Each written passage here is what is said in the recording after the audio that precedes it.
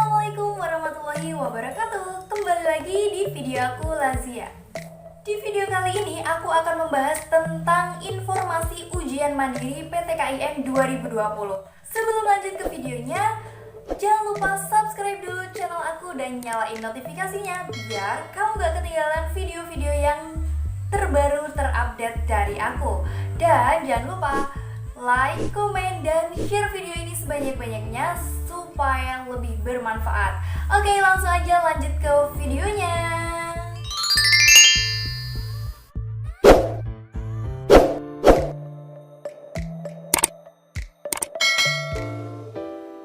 Di video ini aku akan menjelaskan serba-serbi informasi tentang ujian mandiri PTKIN 2020.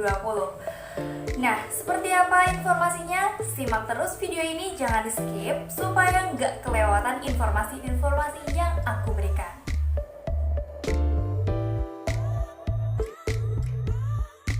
Tentang ujian mandiri, sebenarnya kita sudah nggak asing lagi nih dengan kata-kata ujian mandiri, seleksi mandiri, jalur mandiri. Pokoknya buat kalian yang mantengin terus masuk kampus, masuk kuliah, kalian gak akan asing lagi dengan kata-kata ini.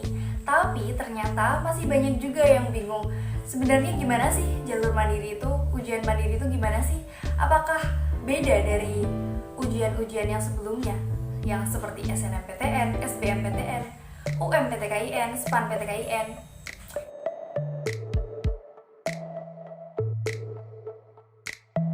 Ujian mandiri PTKIN adalah ujian yang dilaksanakan oleh masing-masing PTKIN atau universitas, institut, sekolah tinggi secara mandiri. Jadi masing-masing PTKIN itu melaksanakan sistem seleksi secara mandiri. Kalau SPAN PTKIN adalah pelaksanaannya yang menggunakan nilai rapor secara nasional.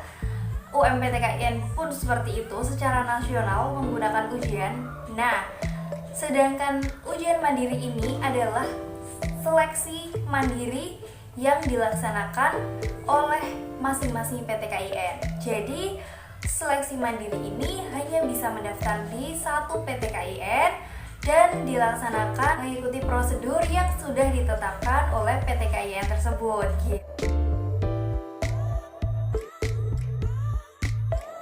Penerimaan mahasiswa baru PTKIN melalui jalur ujian mandiri nggak hanya menggunakan jalur ujian tulis aja. Jadi ujian tulis itu ada, yaitu menggunakan jalur umum, yaitu ujian tulis tadi, dan mungkin menggunakan portofolio, tergantung ketentuan dari masing-masing PTKIN.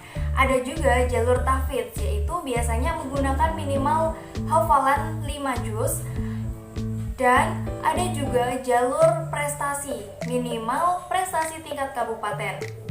Kamu bisa mendaftarkan diri kamu menggunakan hafalan kamu atau menggunakan prestasi kamu, atau kamu juga bisa menggunakan kesempatan untuk mengikuti ujian tulis atau ujian jalur mandiri di jalur umum.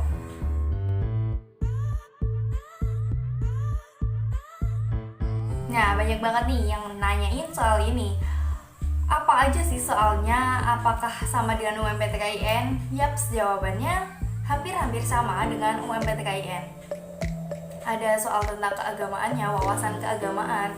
Ada juga tentang TKD, ada juga tentang IPS atau IPA, tergantung dari jurusan-jurusan yang kamu pilih pastinya. Jadi, kamu bisa juga pelajari tentang soal-soal kemarin UMPTKIN, seperti apa soal-soalnya, bisa kamu pelajari lagi, bisa kamu ulas lagi, karena insya Allah untuk ujian tulis dari PTKIN model-model soalnya itu hampir sama. Tapi yang nggak sama soal UMPTKIN langsung dicomot langsung buat ujian mandiri itu nggak juga ya. Jadi panitia pelaksanaan dari PTKIN itu juga ada menyusun soal-soal sendiri untuk seleksi jalur mandiri.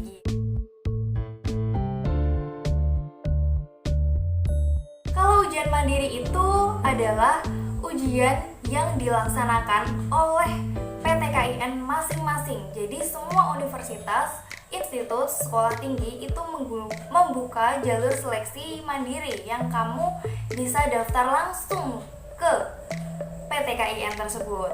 Nah, kalau UMPTKIN itu kita bisa nyabang-nyabang.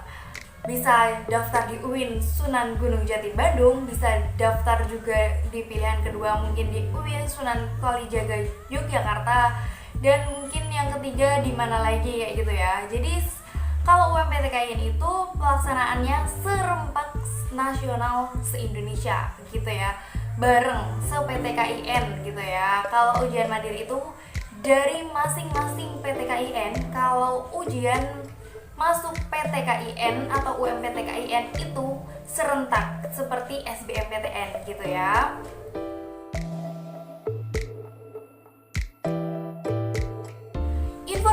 Informasi tentang ujian mandiri PTKIN itu bisa kamu ketahui dari website resminya universitas atau PTKIN yang kamu mau, atau sosial media officialnya PTKIN yang kamu mau. Jadi buat kamu cari yang sosial media officialnya biar kamu juga menemukan informasi yang resmi, yang bener-bener dan yang up to date gitu ya.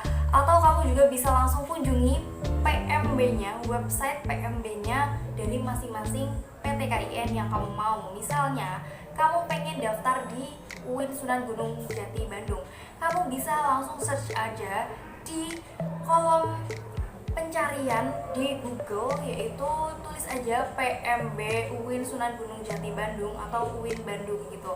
Nanti cari yang belakangnya itu .ac.id gitu ya.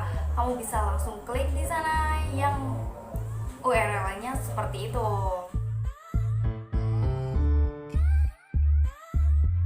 Ujian mandiri PTKIN itu biasanya pelaksanaannya sesuai dengan ketentuan PTKIN masing-masing. Ada yang PTKIN menggunakan ujian tulis, ada yang menggunakan portofolio, ada juga yang menggunakan nilai UMPTKIN. Itu informasinya bisa kamu dapatkan dari web resmi atau sosial media officialnya PTKIN yang kamu mau. Ujian mandiri juga bisa dibilang sebagai pola seleksi jalur terakhir untuk masuk ke PTKIN atau ke PTN yang kamu incar, yang kamu pengenin gitu ya. Setelah melewati SNMPTN, SPAN PTKIN, SBMPTN, UMPTKIN, dan jalur mandiri inilah jalur terakhir untuk kamu bisa mengikuti atau masuk ke PTKIN atau PTN yang kamu mau. Pelaksanaan ujian mandiri PTKIN juga biasanya dilaksanakan setelah pengumuman UMPTKIN. Nah, banyak banget nih PTKIN yang memperpanjang jadwal pendaftarannya hingga tanggal pengumuman UMPTKIN. Jadi, mulai sekarang buat kamu yang benar-benar ingin kuliah, ingin masuk ke PTKIN atau ingin masuk ke PTN gitu ya, kamu bisa langsung cari informasinya dari sekarang. Jadi kamu udah siap-siap saat nanti kamu lulus di UMPTKIN, atau kamu nggak lulus, kamu udah punya plan B, kamu udah punya informasi-informasi yang nantinya akan kamu tindak lanjuti.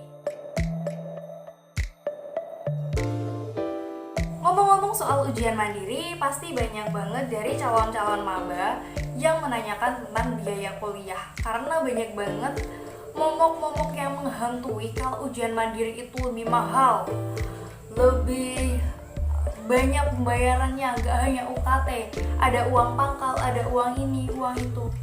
No, gak semuanya PTKIN itu menerapkan uang pangkal, gak semuanya ujian mandiri itu mahal, gak semuanya momok-momok menakutkan itu ada di PTKIN yang kamu pilih. Jadi masing-masing PTKIN itu sudah menetapkan biaya kuliah masing-masing gitu ya.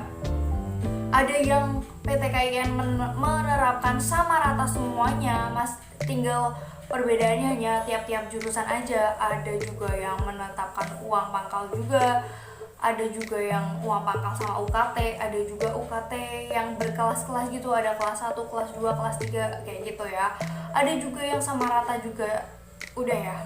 Nah, pokoknya seperti itu. Jadi, kamu kalau mau tahu tentang biaya kuliahnya, kamu langsung aja search di website resminya PT KIN yang kamu mau. Kamu pasti akan mendapatkan informasinya itu. Karena biasanya di webnya banyak tuh yang menyantumkan ada biaya kuliah kayak gitu. Ada UKT tingkat 1, tingkat 2, tingkat 3, tingkat 7 gitu ya.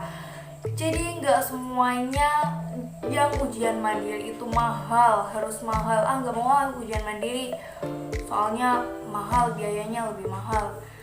Nah, semua itu bisa kamu dapatkan informasinya di website resminya PT KIN masing-masing. Jadi jangan takut dulu, cari tahu dulu, jangan hanya langsung percaya katanya.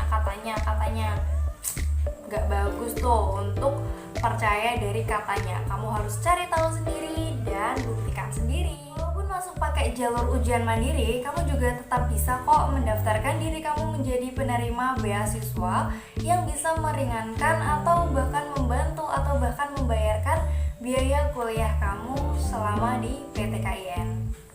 Itulah dia informasi-informasi seputar ujian mandiri PT KIN. Semoga video ini bisa menjawab pertanyaan-pertanyaan dan kebingungan-kebingungan kamu tentang ujian mandiri, tentang seleksi mandiri, apakah perbedaannya dengan UMPT KIN dan jalur-jalur tes lain, dan apa aja macam-macamnya jalur ujian mandiri.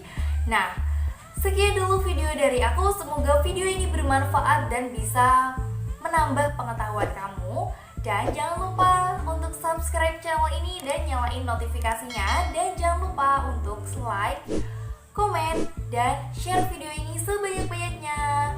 Terima kasih telah menonton video ini. Wassalamualaikum warahmatullahi wabarakatuh. Bye-bye.